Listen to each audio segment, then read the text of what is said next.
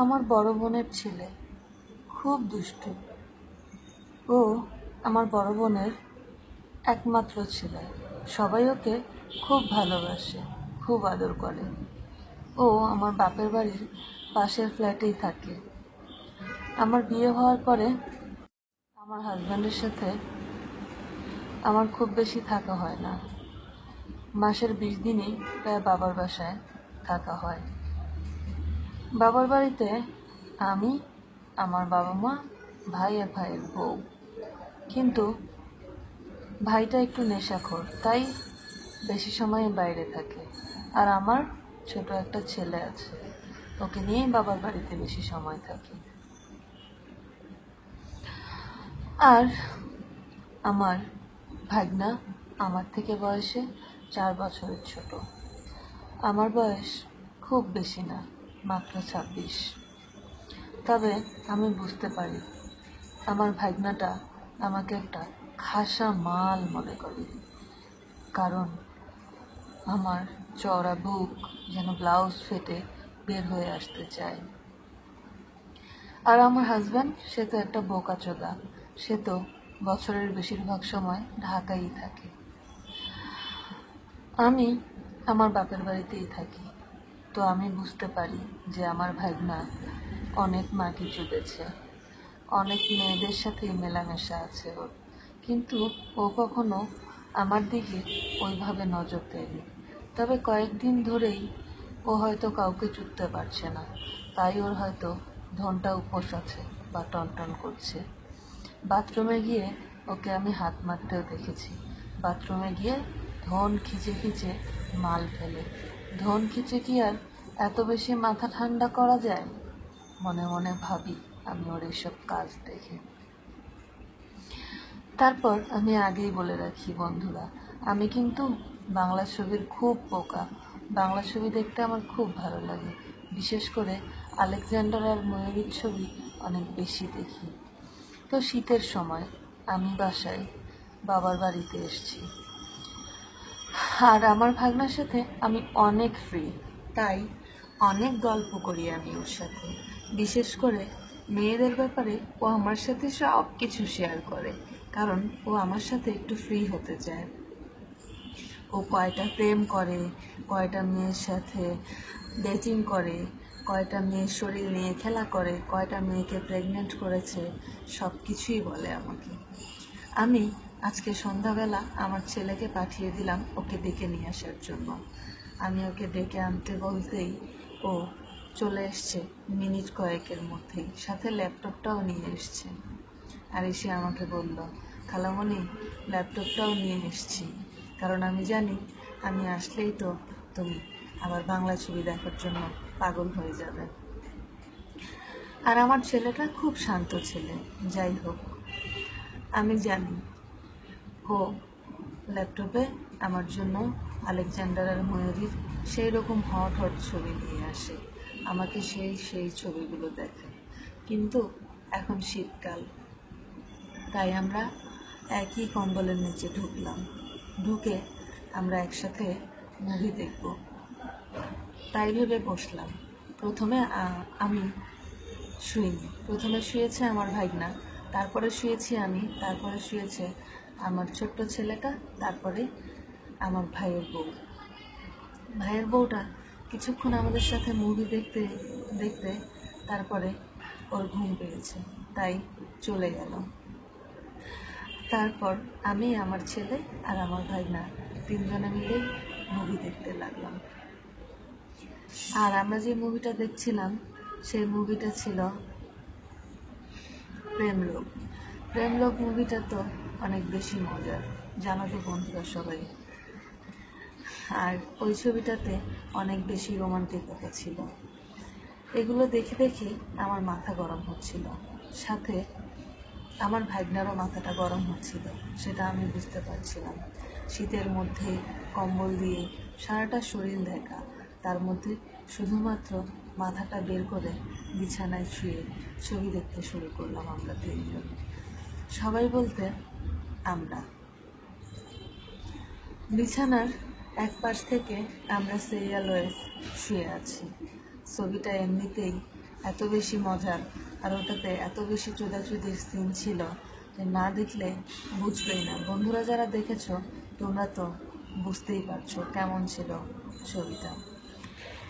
দেখতে দেখতে আমার শরীরটা গরম হতে লাগলো। বুঝতে পারলাম পিছন থেকে আমার ভাগনা কাত হয়ে আমাকে ধরে শুয়েছিল। হঠাৎ করে মনে হলো ওর ধন বাবাজিরও ঘুমটা ভেঙে গেছে। উত্তেজনায় ওর শরীরটা একটু গরম হয়ে গেছে, তাই ধনটা টনটন করে আমার গায়ের সাথে, আমার পাছার সাথে একটু ঘষা লাগলো। বুঝতে পারলাম আমার ভাগনার মাথায় পুরো মাল উঠে গেল, আর আমি তো নিজেকে ধরে রাখতে পারছিলাম না। আমি আমার মতো করেই আছি। বুঝতে পারছি ভাগনার হাতটা যেন বারবার ছুটে আসছে আমার শরীরের দিকে, কিন্তু ভাগনা হয়তো ভাবছে আমি কি ভাববো, কিন্তু না, কিছুই ভাবছি না। আমি চাচ্ছিলাম ও আমাকে ছুঁয়ে দিক, আমাকে কিছু একটা করুক। এই ভাবতে ভাবতেই ও আস্তে আস্তে করে ওর আঙ্গুল দিয়ে আমার তলপেটে সুড়সুড়ি দিতে লাগলো। আমার উত্তেজনা আরও বেড়ে গেল। আমার পেটে হালকা মেদ ছিল। বুঝতে পারলাম ওর খুব মজা লাগছে। তারপর ওর এই মজা লাগার অনুভূতি দেখে আমি পাগল হয়ে যাচ্ছিলাম। আর ও ওর ধনের পানি একটু একটু করে ওর প্যান্টের সামনে চলে এসছে, সেটা আঙ্গুল দিয়ে নেড়ে ওই পানি সহ আঙ্গুলটা আমার নাভিতে হালকাভাবে ঘষা দিচ্ছিল। বুঝতে পারলাম ওর আন্ডারওয়্যার পুরোটাই ভিজে যাচ্ছিল ওর ধনের পানিতে। তারপর আমি ওর দিকে পেটটা একটু আগিয়ে ধরলাম, আর ও একটু একটু করে বেশি করে আমার পেটে সুড়সুড়ি দিতে লাগলো। তারপরে আমি ওর দিকে কাত হয়ে শুলাম, আর ও আমার দিকে তাকিয়ে এমন ভাব করছিল যেন ওর মামি বুঝতে না পারে ও ছবি দেখছে, কিন্তু ও নিজ দিক থেকে ঠিক ওর কাজ চালিয়ে যাচ্ছে। একদিকে আমার নাভিটা নিয়ে খেলছে, আর নাভিটা নিয়ে এমনভাবে খেলছে বুঝতে পারছিলাম আমি যে একটা বিশাল বড় পুকুরে ও গোসল করছে, এমন একটা ভাব। ও এমনি করতে করতে সোজা চলে গেল আমার বুকের দিকে। আমি অনেক কিছু বোঝা সত্ত্বেও ওকে বুঝতে দিলাম না। ও আমি বুঝতে পেরেছি বোঝার পরে হাতটা সরানোর চেষ্টা করলো। আমি ওর হাতটাকে আমার বুকের মধ্যে চেপে রাখলাম 1 মিনিট। আমার দুধটাকে আরো শক্ত করে চেপে ধরতে বললাম। ও বুঝতে পারলো যে আমার পুরা চোদা খাওয়ার বিগার উঠে গেছে। এটা বুঝতে পেরে ও আমার দুধগুলো ধরে ইচ্ছা মতো চাপতে লাগলো। আমি বুঝতে পারছি আমি আর থাকতে পারছি না। এই শীতের মধ্যেও চোদা খাওয়ার নেশায় শরীরটা হু হু করে কাঁপতে লাগলো। এবার আমি কি করব বুঝে ওঠার আগেই ও আমার দুধ ধরে চাপতে চাপতে আমার কানের কাছে ফিসফিস করে বলল, খালা তোমার তুলতুলে দুধগুলো সেই রকম জটিল। বুঝতে পারলাম ভাগনা আমার খুব পেকে গেছে। আমি ওকে কানে কানে বললাম, আস্তে আস্তে চাপো, আস্তে আস্তে সব কিছু করো, তোমার মামি যেন বুঝতে না পারে। এবারও বলল ঠিক আছে। ও আমার দুধ চেপেই যাচ্ছে। আমি ওর দিক থেকে কাত হওয়া বাদ দিয়ে আমার দিকে কাত হলাম। কাত হয়ে আমি সুন্দর মতো মুভি দেখতে লাগলাম। মুভি দেখেই যাচ্ছি তো দেখেই যাচ্ছি। ও এর মধ্যেই আমার নিচে থেকে শাড়িটা পা দিয়ে আস্তে আস্তে উপর দিকে উঠিয়ে এনেছে। আহা কি শান্তি! আমার খোলা শরীরটা এবারও খুব সুন্দর করে ধরতে পারো। আমার খোলা শরীর ধরতে ধরতে আর দুধ চাপতে চাপতে ও ওর ধন বাবাজিকেও বের করে ফেলেছে। এবার ওর ধন ঢুকিয়ে দেওয়ার পালা আমার পাছার ভিতরে। আর পাছার কাপড়টা যেহেতু কমর পর্যন্ত তুলেই ফেলেছে, সেবার তো ও পুরোই মুক্ত। আমার কাটা কাটা বাল এর মধ্যে এই দুধে হাত দিয়েও সুড়সুড়ি দিতে লাগলো। আমার খোদার মধ্যে পানি তো জমেই এসেছে। আমার পানি জমা গুড়টা ও ভালো করে চেপে চেপে আমার ভোঁদার পানিটা ভালো করে আমার সারা বোধহয় লেপটে দিল। আমি আর সহ্য করতে পারছিলাম না। দেওয়ানা মাগি হয়ে গেলাম ওর চুদা খাওয়ার জন্য। মুখটা ওর কানের কাছে নিয়ে বললাম, বাবা চোখ না ইচ্ছা মতো। ও আবার আমাকে বলল, খালা তোমার পাছার মাংসটা এত মজা কেন? ইস এত নরম পাছা হয়, মনে হচ্ছে একটা তুলার বস্তা। এই বলে ও ওর ধনটাকে আমার পাছার ফুটোর দিকে সেট করলো। পাছার দিকে হালকাভাবে চাপ দিল। আমি বললাম, না বাবা পাছা মারিস না, যদি চুপতে চাস তাহলে পাছায় না, ভোদায় চোর। আস্তে আস্তে আমাদের কথা চলতে লাগলো। এবারও পিছন দিক থেকে ওর ধনটা আমার ভোঁতার দিকে নিতে লাগলো। বুঝতে পারলাম ভাগনার ধনটাও বেশ বড় হয়ে গেছে। তারপর সে তার ধনটাকে আমার পাছার দিকে এগিয়ে এনে একটু পরেই চাপ দিতে লাগলো। যখনই ওর ধন দিয়ে আমার ভোঁতার ভিতরে চাপ দিতে লাগলো, ধনটা প্রায় 4 ভাগের 2 ভাগ আমার ভোঁতার ভিতরে গিয়েছে। তখনই মনে হলো আমার শরীরটা আরও বেশি কামড় দিয়ে উঠেছে। আর ওর চুলা দেখে মনে হচ্ছিল যেন আমি একটা কচি মাল, সুন্দরী খালা। ও আমাকে এমনভাবে চুচ্ছে যেন এখনো আমার বিয়েই হয়নি। ওর দণ্ডটা, ওর ধনটা এমন স্টাইল করে ঢুকাচ্ছে আর বের করছে, শান্তিতে আমি ছটফট করতে লাগলাম। কিন্তু এই দিকেও খেয়াল রাখছি যেন আমার ভাইয়ের বউ, মানে আমার ভাগনার মামি আর আমার ছেলে কোনোভাবেই টের না পায়। এমনিভাবে পিছন দিক দিয়ে চুদা নিতে নিতে আমি একটা সময় গল গল করে ওর ধনের মধ্যে আমার মাল ছেড়ে দিলাম। আমার মালে ওর ধনটা পুরোই ভিজে গেল। পিছলা গুড় চুদেও মজা পাচ্ছিল না, তাই ও আমার শাড়ির আঁচল দিয়ে ওর ধনটা মুছে নিল। ধনটা ভালো করে মুছে নিয়ে আবার বেশি করে চোদার জন্য প্ল্যান করলো। ও নাকি পিছলা গুড় চুদে একদম মজা পায় না, এটা আমাকে বলল। তারপর ধনটা মুছে নিয়ে আবার আমার ভোঁতার ভিতরে ঢুকিয়ে চুপতে লাগলো। বন্ধুরা, তোমরা যারা বেশি সময় চুপতে চাও তারা কিন্তু ভেজা ভোঁদা চুপবে না। ভোঁদাটাকে মুছে নিয়ে একটু শুকনা করে তারপরে চুপবে। পিছলা জাতীয় কোনো কিছু দিলে কিন্তু ছেলেদের খুব তাড়াতাড়ি মাল আউট হয়ে যায়, কথাটা মাথায় রেখো কিন্তু। তারপর ও ওর ধনটা আবার আমার গুদের মধ্যে স্থাপন করলো। আমি ওকে কোনো বাধা দিলাম না।